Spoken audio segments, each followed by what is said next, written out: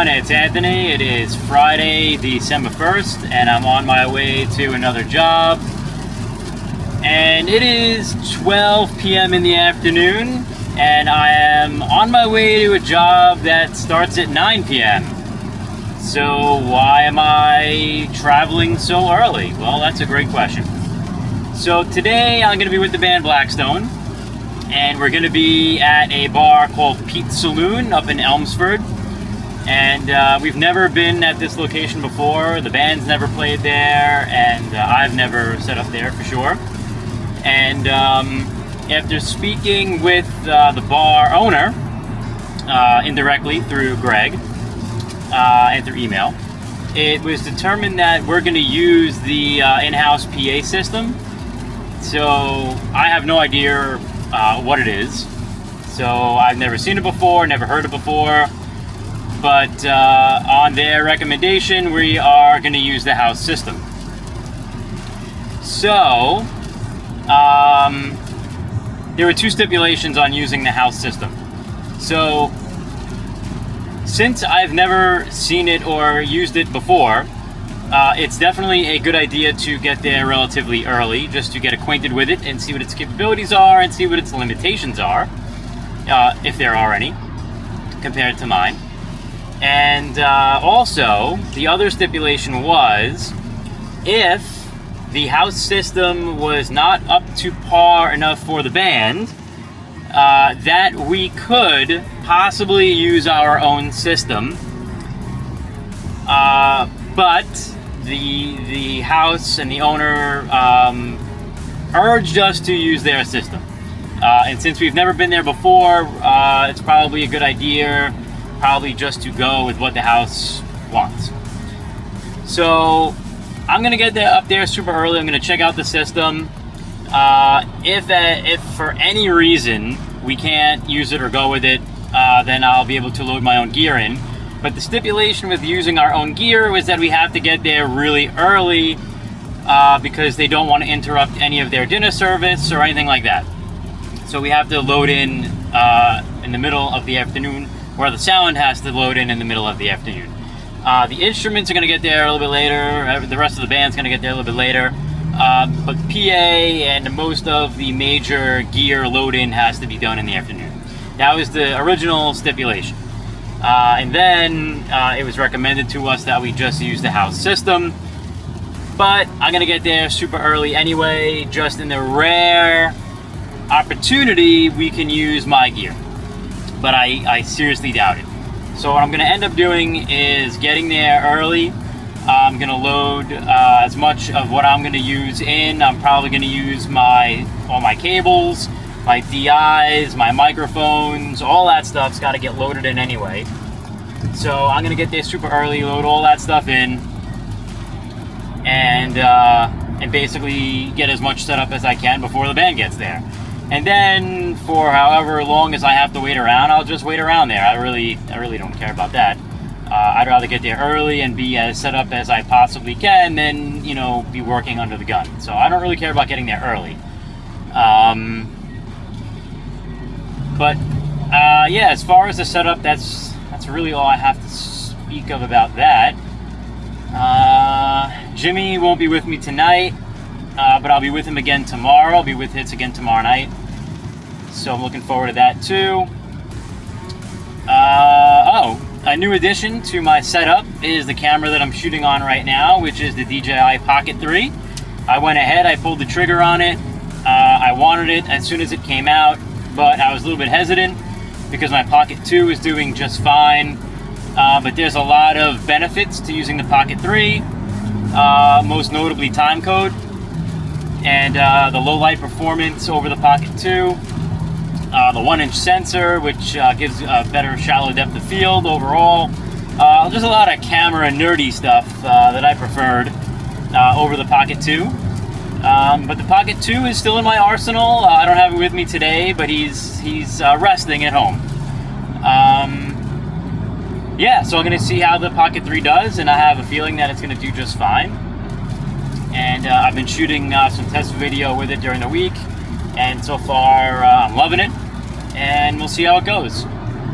And yeah, so I'm just on my way. I'm probably going to be going over a bridge pretty soon. And when I get there, I'll try to get some pictures of what the load-in is going to be like. It's raining a little bit right now, which you'll be able to see in the road video. So that's going to make things a little bit interesting. Maybe it won't be raining by the time I get up there, but who knows. But I'll get some video of the load-in, and I'll get some video of the playing area, and maybe a little bit of the sound system that we're going to be working with. And yeah, that's pretty much it for right now. So judging by the timestamp, I can see that I've already rambled on for about 6 minutes, so I'm going to end this video right now. And alright, I guess shoot more when I get there. Alrighty.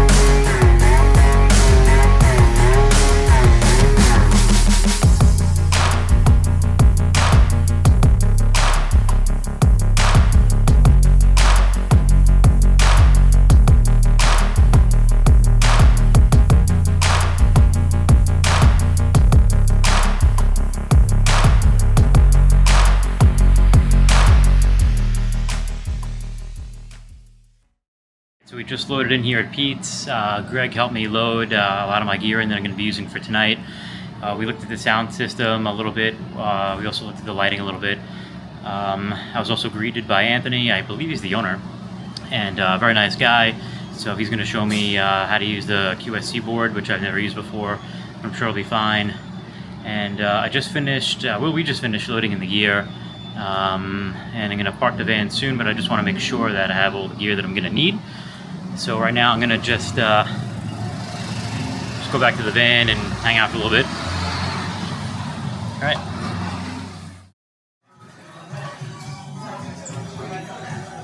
Alright, so this is the playing area we have for the evening. This is the stage, pretty awesome. And we just worked out some audio stuff with Anthony, the owner, so we should be pretty good. So I'm gonna just set one of my cameras up and do a setup video. Alrighty.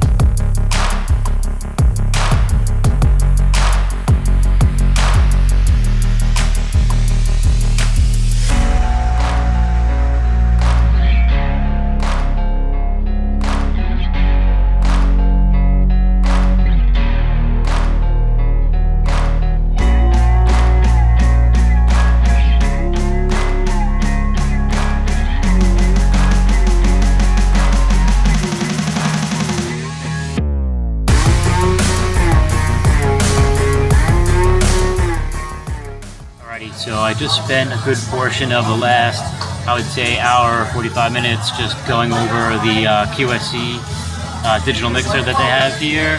I tried to set everything up as close to the way I have stuff set up on my console as possible, but there's always differences, obviously. There's a few less channels here to work with. It's really not a big deal. My stage box is 32 inputs, but they don't use 32 anyway, so we really didn't lose any amount of inputs for them going with the stage box that's here. Yeah, it's pretty much it for right now. Everything's going pretty smoothly. I set up 2 other additional monitors here for them on the floor left and floor right that I had to patch into their stage box and also configure with their digital mixer. I ran into a little issue with one of their channels on the back of their mixer. I had a little bit of static in it, so I had to just figure out what was causing the static, which is, I think, the mixer, because I switched the monitor to another output of the mixer and the static was gone. It definitely wasn't coming from any of the channels, because I went through each of the channels and muted them one by one and the static didn't go away. It wasn't until I actually switched physical outputs on the mixer that the static went away. So those are the things you have to work with when it's not your gear, but you gotta make do and figure out what the issue is and try to solve it. Alrighty. Alright, so the time now is about 5 o'clock. Jim the drummer just arrived. I'm gonna help him load in a little bit. But all in all, everything is going pretty well. I think I'm on time. So that's pretty cool. I'm just waiting for the rest of the band to get here. It's still super duper early, so we got plenty of time to figure stuff out if we have to. And that's pretty much it. So yeah, Jim's just loading in now.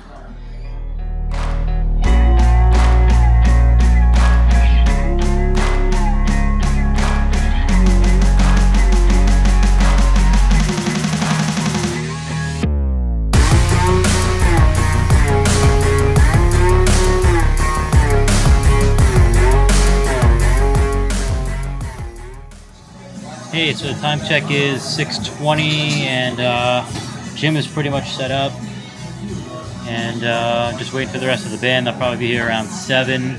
Just I'll go through a little bit of some of the stuff that I did. Let me flip the camera around.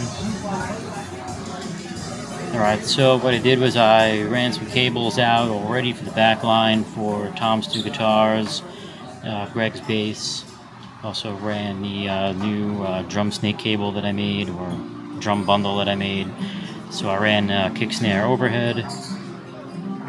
Come around to the other side of the drum kit. You can see we ran a cable for Dave, and then also a cable for Tony for his keys. And in the back, Tony has a power outlet, so he can plug his stuff in if he needs to. I'm sure he's going to need power. So the power out there available for him. And then we got my rack.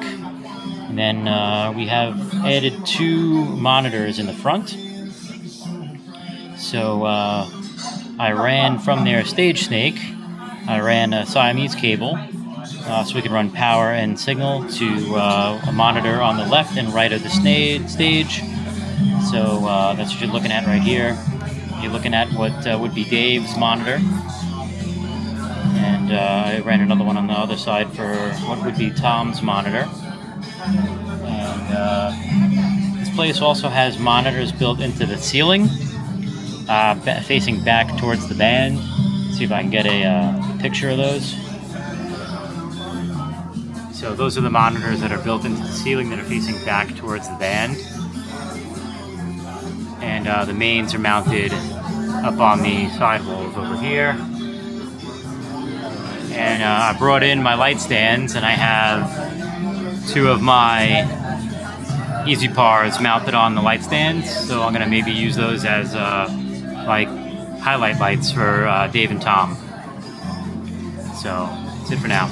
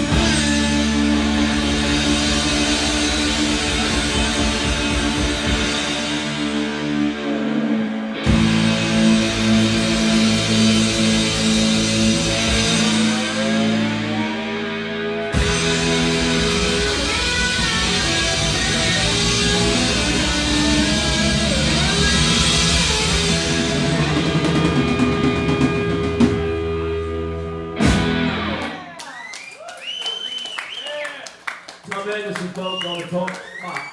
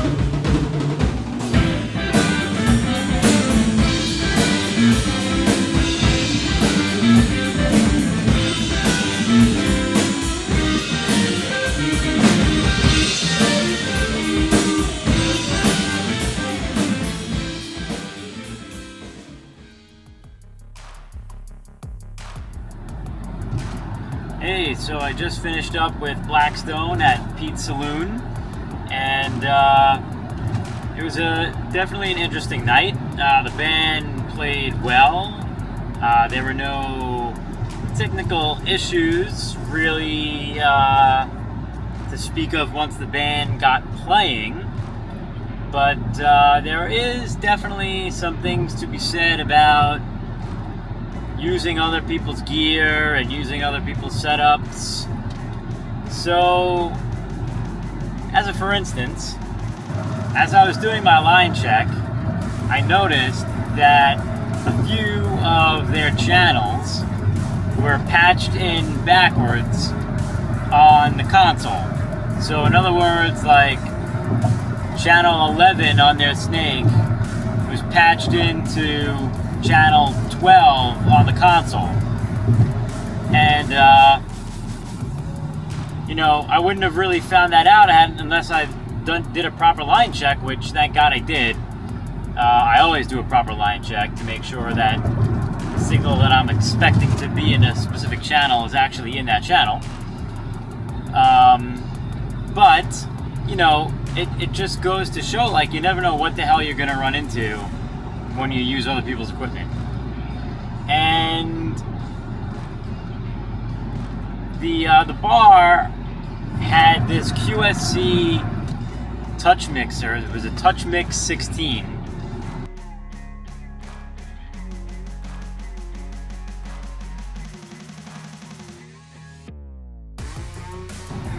In order to switch between scenes, whenever I hit the button on the touchscreen, it would take literally 2 seconds to change screens. So, for instance, I had my vocals on layer 1 and all my instruments on layer 2. So if I wanted to go and mix between vocals and instruments, switching between those scenes literally took 2 seconds to go from switch between layers. Literally took 2 seconds to switch between layers. And 2 seconds, you know, in the mixing world, as far as like solos and riding faders and stuff, 2 seconds is an eternity to wait to have the layer change and then the faders, you know, register where they're supposed to be. So yeah, I mean, you would think with a digital console it would be like super fast, but I don't know, whatever processor is in that thing is super slow. I don't know, I guess I'm kind of spoiled with the M32 because you know, that thing switching layers and whatnot is just super fast. There's absolutely no latency between switching pages and scenes and whatever. As far as the rest of the setup went, I mean, they had monitors up in the ceiling, which worked very well. I don't think the band had any problem with them. They didn't say they couldn't really hear anything. I had to make a few minor adjustments here and there, but they didn't really say they couldn't hear in general. So I'm assuming that the monitors up in the ceiling worked for them pretty well. The mains and the mains actually sounded pretty good. I was really happy with how the mains sounded. And of course I used two of my wedges in the front of the stage. So we had to patch them into their stage snake as well. And their stage snake, I don't know if you really was able to see in the photos, but their stage snake definitely has seen its better days. It was a little rusty, and there was one channel 12, that was completely taped over. So I'm imagining that there was something messed up with that channel on the snake. But, you know, like I said, that just goes to show, like, you never know what you're gonna run into using other people's stuff.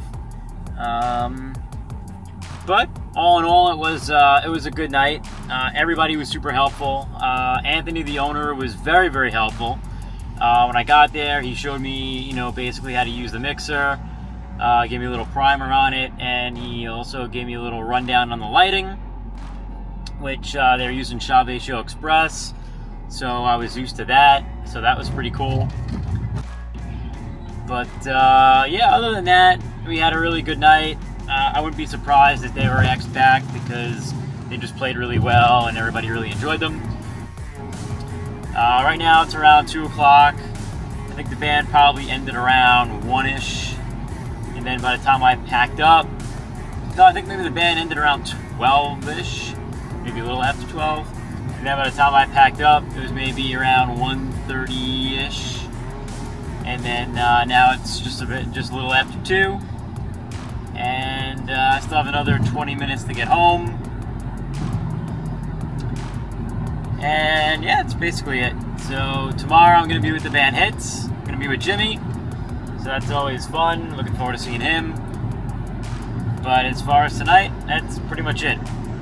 So I guess tune in tomorrow. Alrighty. Thanks for watching.